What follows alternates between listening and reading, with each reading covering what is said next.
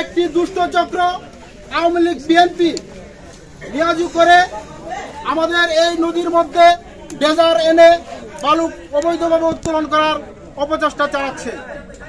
আমরা বিগত কয়েক মাস আগে একটি ডেজার এই বেলোয়ারচরের সহযোগিতায় আটক করেছিলাম।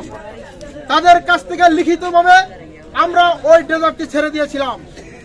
আবার এই অন্তর্বর্তীকালীন সরকারের আমলে একটি চক্র সেই দুঃসাহসিকতার সাহস দেখাতে যাচ্ছে। আমরা চাই এই বেলোয়ারচরের মানুষ শান্তিপূর্ণ মানুষ, এই বেলোয়ারচরের মধ্যে যেন কোনো উচ্ছৃঙ্খল সৃষ্টি না হয়, বিশৃঙ্খল সৃষ্টি না হয় এবং অন্য এলাকার মধ্যে যেন কোনো বিশৃঙ্খলা সৃষ্টি না হয়। এই জন্য আমরা সতর্ক সচেতন, আমরা সবাই এক। যাক, এখন আপনাদের সামনে আমাদের অতিথিবৃন্দ আছেন, অনেক উপস্থিত আছেন বিশেষ অতিথি হিসেবে আমাদের প্রিয় বড় ভাই জনাব সোহেল ভাই এবং মুনির কাকা এবং অত্র এলাকার ময়মুরবিজন এবং মেম্বরবিন্দু সকলের প্রতি রইল আমার আন্তরিক সালাম এবং অভিনন্দন। আসসালামু আলাইকুম। আপনারা হয়তো জানেন বিগত দিন আমাদের চর অঞ্চলে কিছু রাজাকার, আমরা যাদেরকে বলি, অনেক সময় আপনারা হয়তো দেখছেন যে রাজাকারগুলি এসে এই দেশের সম্পদগুলি লুটে নিয়েছে, ছিঁড়ে খাওয়ার চিন্তা ভাবনা করেছিল। যখন একটা কথা আমাকে কয়েকজন নেতৃবৃন্দরা আমাকে বলছিল, কিরে এখান থেকে কে মাটি তুলে এটা দেখ, তখন কিন্তু আমি নেতৃত্ব একাই, আর আমার এক ভাইয়া ছিল কাউসার, তাকে নিয়ে যে ডেজার একজন লোক ছিল তাকে আমি নিজে ধরে এনে আমার প্রিয় বড় ভাই চঞ্চল ভাইকে আমি অবগত করছি এবং সাবেক উপজেলা চেয়ারম্যান মিজানুর রহমান চৌধুরীকে অবগত করছি। করার পরে বিভিন্ন নেতৃবৃন্দরা এসে এটাকে একটা স্টেমের মাধ্যমে সাক্ষ্য দিয়ে তারা বলেছিল এখান থেকে আর কখনো তারা মাটি নিবে না। আজ তারা আবারও সেই, যখন সরকার পরিবর্তন হয়েছে তখন তারা আবার সেই রোগ শুরু করছে। কিন্তু আমাদের সম্পদ নাই, কিন্তু এই সম্পদ আমাদের এলাকার ময়মুরবি, আমার ভাই, আমার চাচা। আমি এই জন্মভূমির সাথে কখনো বেইমানি করতে পারবো না। তো আজ এসেছি, আপনারা যদি নেতৃত্ব দিয়ে আমাদেরকে উৎসাহিত করেন, তাহলে আগেও দিয়েছিলাম না এখানে মাটি তোলার জন্য, এখনো দিব না। যদি লড়াই করতে লড়বো, প্রয়োজনের যা কিছু করার তাই করব। কে আমাদেরকে হুমকি দিল, কে আমাদেরকে কি করলো সেটা আমরা দেখবো না। আমরা দেশের জন্য জীবন দিতে প্রস্তুত, যে কোনো মুহূর্তে আছি। আমরা দেশের মাটির সাথে কখনো বেইমানি করতে পারবো না। আজকে এখানে যারা আছে আমাদের চাচা এবং ভাই, তাদের সম্পদ যদি আজকে এভাবে নিয়ে যায় তাহলে ভবিষ্যতে এই চর অঞ্চল আর থাকবে না, বেলোয়ারচর। তো আমরা ঐক্যবদ্ধ হয়ে আমরা সামনে লড়াই করতে এসেছি। আজ যদি আপনারা যারা এখানে আছেন, আপনারা আমাদের অভিভাবক, আপনারা আমাদের বিচারক, কারণ আপনাদের সন্তান আমি একটা কথা বলতে চাই, আপনারা যদি আমাকে বলেন তাহলে আপনাদের নিয়ে এই লড়াই আমরা করব।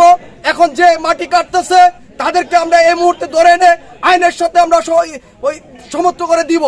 যারা এই আইনের সাথে বেআইনি করতেছে, এখানে কিছু লোক আপনারা হয়তো জানেন, আমরা কিন্তু তাদেরকে অবশ্যই চিনে রাখতেছি। তারা কেন এগুলি করতেছে, আমার আপনার এই দেশের সম্পদ কেন লুটে খাচ্ছে, তাদেরকে সঠিক বিচারের জন্য আজকে আপনাদের জনগণের কাছে আমি জোর দাবি করতেছি।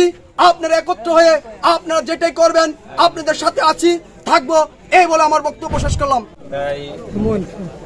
বেলোয়ারচর এলাকা আমাদের একই পরিবার মনে করি, আমরা একই গ্রামে বাস করি। আজকে আমরা বুঝে হয়ে দেখি না আমাদের বেলোয়ারচরের মধ্যে কোনো ঝগড়া প্রসাদ বা গায়ে হানাহানি তো ভবিষ্যতে হবে না ইনশাল্লাহ।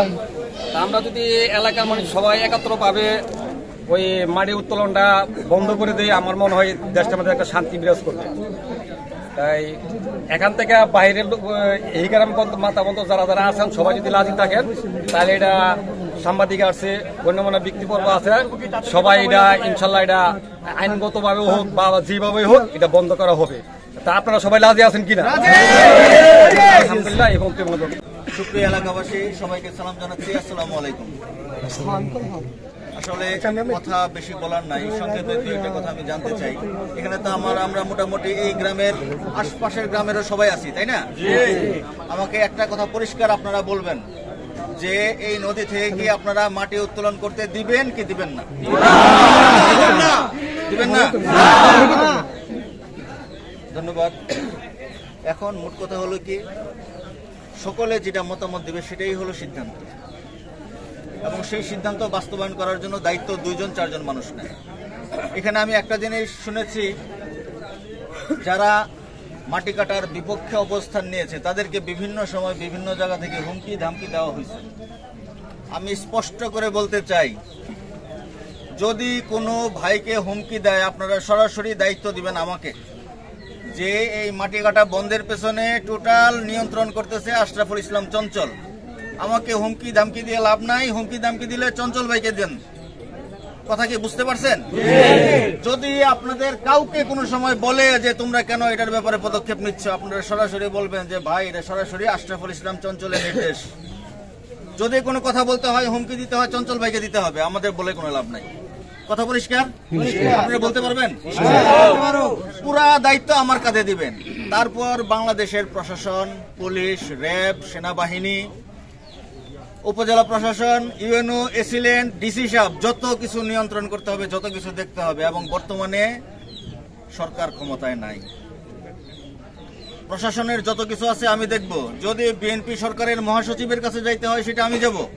এবং এই কথা আমি পরিষ্কারভাবে বলে দেই, বর্তমান মহাসচিবের সাথে সরাসরি আমার পরিচয় এবং আমাকে আশরাফুল ইসলাম চঞ্চল নামে বাইনামি চিনেও নি। যদি দলীয় কোনো প্রভাব বিস্তার করার চেষ্টা করে কেউ, আমি সরাসরি ওখানেও বলতে পারবো, সেই বলার ক্ষমতা আল্লাহ পাক আমাকে দিচ্ছে। কিন্তু তারপরে আমি এই গ্রাম রক্ষা করার জন্য দৃঢ় প্রতিজ্ঞাবদ্ধ।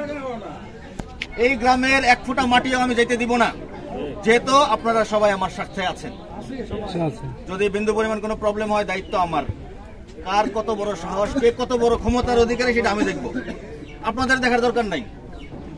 কথা ক্লিয়ার তো?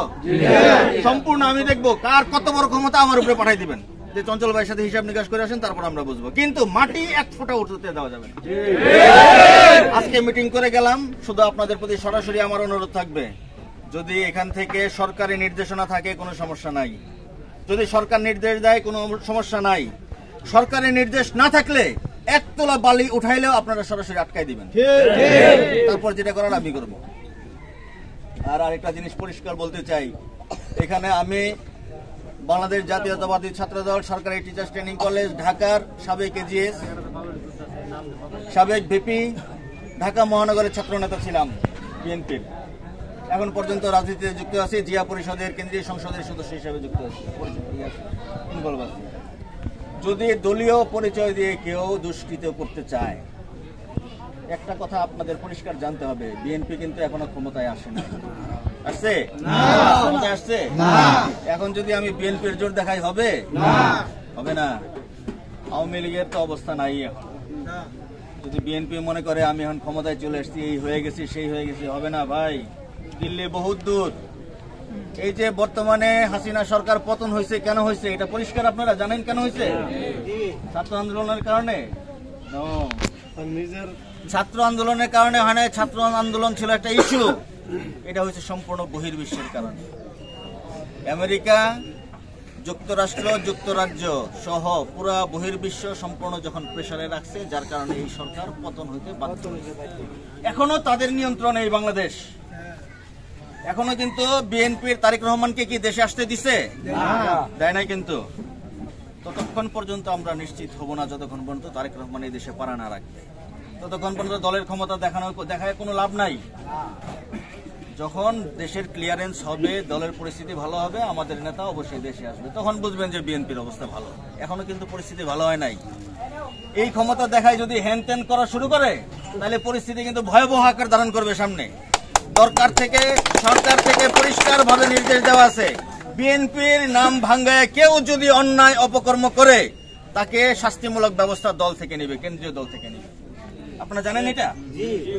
যদি বিএনপির নাম ভাঙ্গায় কেউ অন্যায় অত্যাচার করে, তাকে দল থেকে বহিষ্কার করবে কেন্দ্র থেকে। সেটা আমাদের কিছু করতে হবে না। এবং জিরো টলারেন্স নীতি, কিন্তু অন্যায় অপকর্ম করা যাবে না বিএনপির নাম ভাঙ্গায়। যারা বিএনপি করেন তাদের উদ্দেশ্যে বলতেছি। এখন আমাদের যারা বিএনপি করেন তাদের উদ্দেশ্যে দু একটা কথা বলতে চাই।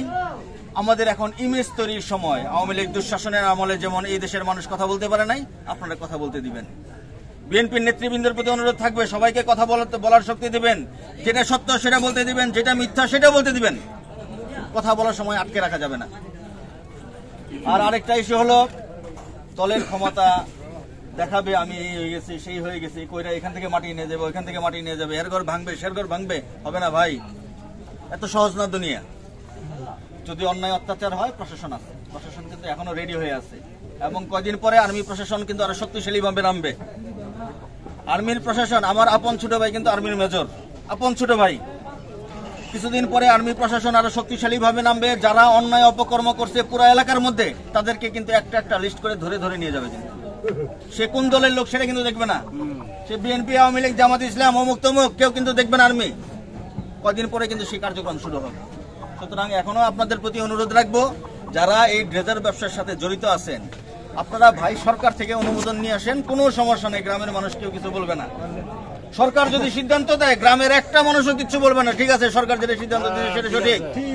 কিন্তু সরকার যদি সিদ্ধান্ত না দেয় এক চোল বালি উঠবে না, ঠিক আছে, প্রতিহত করবেন, ঠিক আছে। আমি বেশি কিছু বলতে চাই না। আমরা আজকে যে আলাপ আলোচনা হয়েছে আমরা সবাই চাইছিলাম সবার মানুষ ঐক্যবদ্ধ হোক, আর আমরা অবশ্যই ঝগড়া ফেসাদ মারামারিটা করবো না, কেউ ক্ষমতা দেখাবো না। ক্ষমতা দেখানোর সময় কারো কিন্তু আসে নাই। আর ভাই বেড়াদের সাথে ক্ষমতা দেখানো যাবে না। এই বাড়ির মানুষ ওই বাড়ির মানুষ ঘুম থেকে উঠলে বারবার দেখা হবে তার সাথে, তার সাথে আমার ক্ষমতা দেখায় কোনো লাভ নাই। ক্ষমতা দেখাবেন কার সাথে? দুষ্কৃতকারীর সাথে, যে অপকর্ম করবে অন্যায় করবে তার সাথে ক্ষমতা দেখাইতে হবে। যে অন্যায় করে তুমি পার পাবা না, সেই জিনিসটা কখনো প্রশ্রয় দেওয়া যাবে না। সুতরাং আমরা একটা মাত্র সিদ্ধান্তে উপনীত হইলাম আজকে, যে অবৈধভাবে অন্যায়ভাবে জোর করে এই চরের এই নদী থেকে কোনো বালি উঠবে না, এবং যদি বালি ওঠে সেটা আপনারা প্রতিহত করবেন। প্রতিহত করার পরে যে সিদ্ধান্ত নিতে হবে সেটা আমি বাস্তবায়ন করব। আপনারা ধৈর্য খালি বান্ধা ধুয়ে দিবেন, পারবেন? ধৈর্য বানবেন, বান্ধার পরে আমাকে দায়িত্ব দিবেন, চঞ্চল ভাই আমি বান্ধা রাখছি, এখন আপনি বুঝেন, এরপরে যা করার আমি করব, আমি বুঝবো, সম্পূর্ণ দায়িত্ব আমার। কার বিরুদ্ধে মামলা করে সেটা আমি বুঝবো। এই থানা প্রশাসন এখন পর্যন্ত করে যায় না। এখানে একটু আগে কথা বলছিল যে অফিসার্স ফোরামের একটা কথা বলছে, এই রায়পুরা থানার মধ্যে পুলিশের এডিশনাল এসপি, এডিশনাল ডিআইজি বহুত লেভেলের অফিসার আছে, তারা কেউ অন্যায়ের পক্ষে না। যারা পুলিশের অ্যাডমিন ক্যাডার আছে, ডিসি, যুগ্ম সচিব, অতিরিক্ত সচিব, অন্তত মানে 30 থেকে 40 জন আছে, তারা কেউ অন্যায়ের পক্ষে না। তারা যদি ডিসি সাহেবকে বলে ডিসি সাহেব আপনাদের সাথে এসে বসে এখানে মিটিং করবে। কথা বুঝছেন আপনি? যদি আপনারা চান যে আমরা পারতেছি না ডিসি সাহেব আনেন, ডিসি সাহেবকে আনার ব্যবস্থা আমি করব। যদি বলেন যে আমরা পারতেছি না ইউএনএ সাহেবকে আনেন, ওসি সাহেবকে আনেন, তাদেরকে আনার ব্যবস্থা আমি করব। কিন্তু অন্যায় হতে দেওয়া যাবে না। আপনারা খালি এক থাকবেন, এই দেশের মানুষ যাতে শান্তিতে থাকে, এই অত্র এলাকার একটা বাড়িঘর যাতে ভাঙ্গা নদীতে না যায়, সেটা আমাদের সবার দেখতে হবে। আর যদি মনে করেন ভাই পাশের ঘরের মানুষের পাশের ঘরের বাড়ির ভেঙে গেছে, আমার তো কিছু হয়েছে না, তাহলে ভাই ভুল। আজকে তারটা ভাঙছে, 2 দিন পরে কিন্তু আপনারটা হবে। আজকে ওই আটির লোকজন যদি মনে করে যে এই সাইড ভেঙে গেছে, আমরা তো অসুবিধা নেই, আমরা তো আরামে আছি, বহাল তো বেঁচে আছি।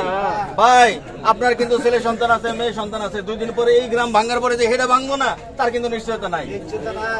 যার কারণে আরেকজনের বিপদে ফলে আপনি হাসি দেন আর তালি দিবেন, ওই তো না ভাই। আজকে একজনের বাংলায় 2 দিন পরে আপনারা ভাঙবেন। যার কারণে আমরা সবাই মিলেমিশে একতাবদ্ধ হয়ে থাকবো, একতাবদ্ধ হয়েই আমরা অন্যায়ের প্রতিরোধ করব। ঠিক আছে ভাই? আমি আর বক্তব্য দীর্ঘায়িত করব না। আমার এখানে কই সাদেক, কই এই সাদেক আছে?